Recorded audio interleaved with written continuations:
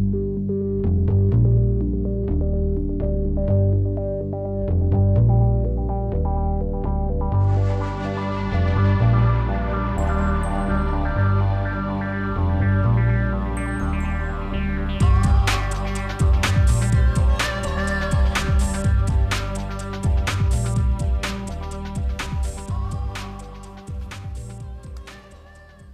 evening, ladies and gentlemen, and welcome to Arizona Express.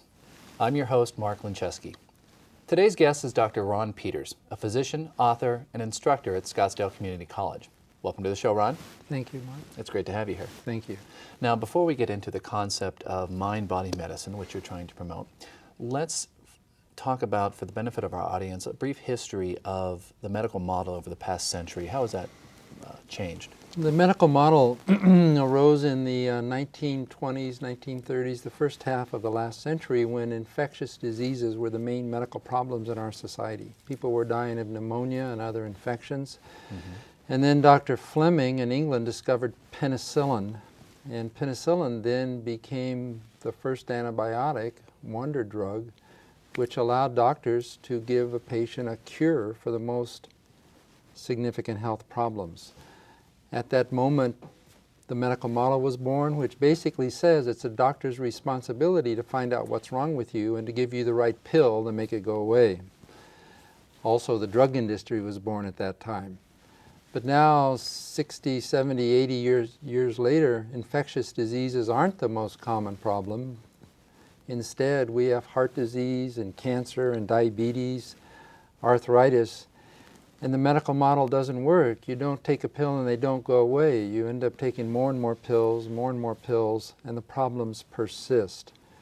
But doctors and patients alike are still working on that same model of trying to have a medication make a complex, chronic, degenerative problem go away.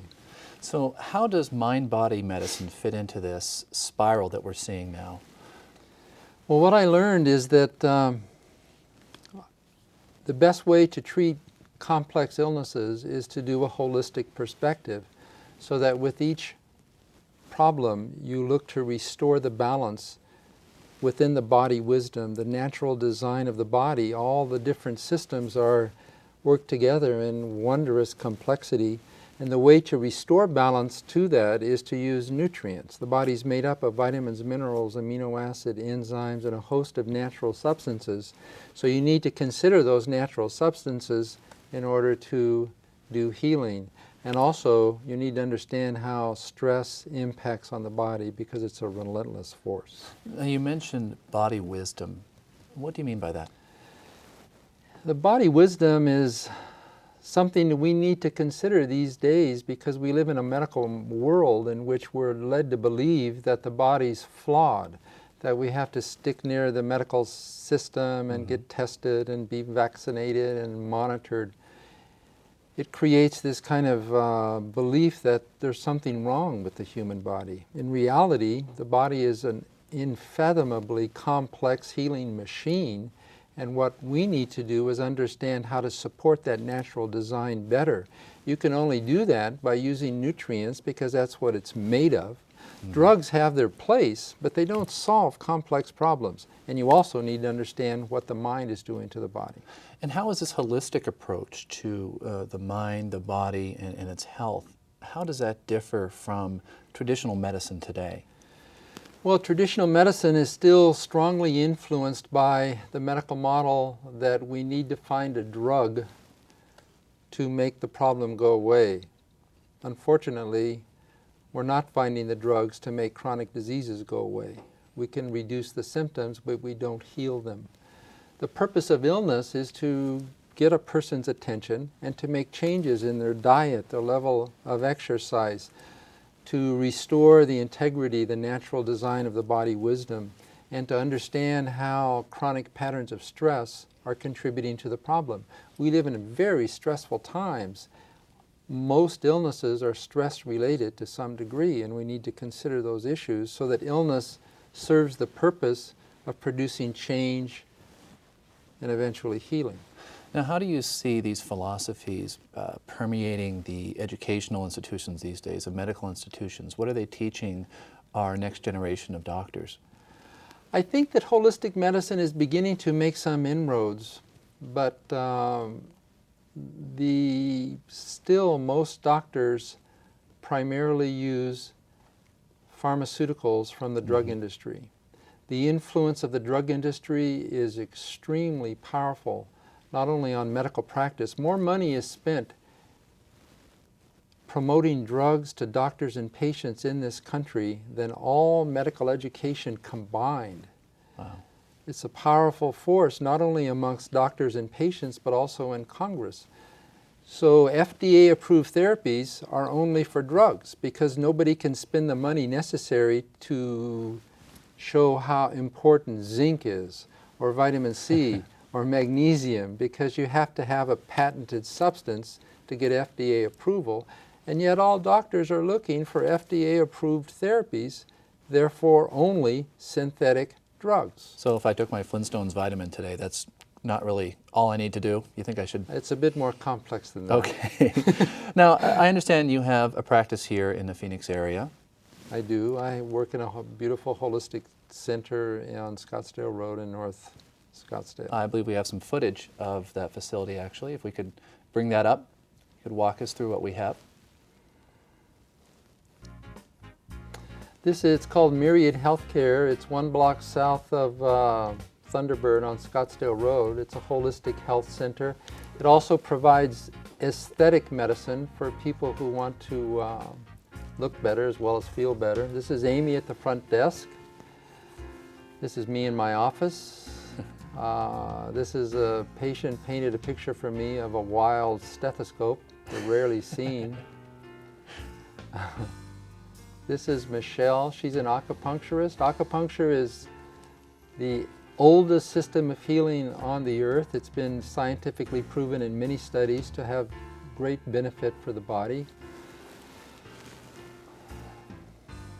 These are some of her tools in her treatment. And this is the pharmacy of the future. It's the pharmacy provided to us by Mother Nature, vitamins, minerals, amino acids, and a host of things. We also do a lot of education at our center because the purpose of illness is to produce change, not just to take a pill and make it go away.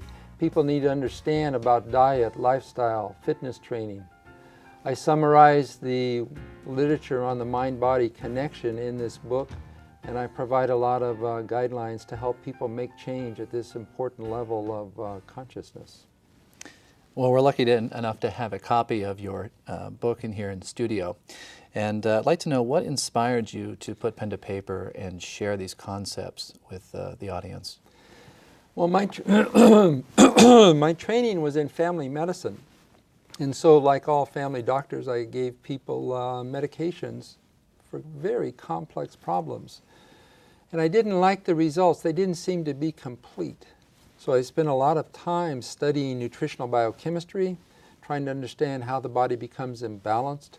There are many illnesses, for example, that can be easily treated using nutritional approaches, such as gastroesophageal reflux. The drug industry creates illnesses to sell drugs. It's an unfortunate thing. Using nutritional biochemistry produced much better results with patients, but then I also saw quite clearly that the stress people have these days with their busy schedules, the stress at home, stress at work, most illnesses are stress related. And people need to understand how to deal with this level of their dis-ease. And that's what prompted me to review the literature on the mind-body connection. What other resources are out there for patients or potential patients? What other resources are available for them to explore these concepts a little more deeply to find out if the holistic approach is right for them? Well, this movement is solid. There are many books coming out these days on nutritional medicine. There are a lot of books on understanding how the mind influences the body, various forms of relaxation therapy and meditation and biofeedback, many different forms of psychotherapy that can be done with someone's assistance or done on one's own. I have a variety of techniques listed in the back of my book, so people can take charge of their illness. In our medical world, if you get a serious illness like cancer, you're frightened. and you don't know what to do, and you feel vulnerable and helpless, and you're taking these high-tech medicines. People need to be empowered to understand what they can do so they can reduce their stress and improve the likelihood of good outcomes. I understand you also have a website that the customers can visit. I put together this model on a website called healmindbody.com, and it has quite a bit of research on there, and it's meant to help people understand how powerful they are, not only in creating illness unknowingly, but also once you understand that, then you can do something about the healing or the resolution of illness. Great. Well, thank you very much for spending the time with us today. I appreciate it. Thank you, Mark. Well, that about wraps it up for today. I want to thank our guest, Dr. Ron Peters. For more information, you can visit his website at healmindbody.com. I'm your host, Mark Lincheski. I'd like to thank you for watching Arizona Express. Good night.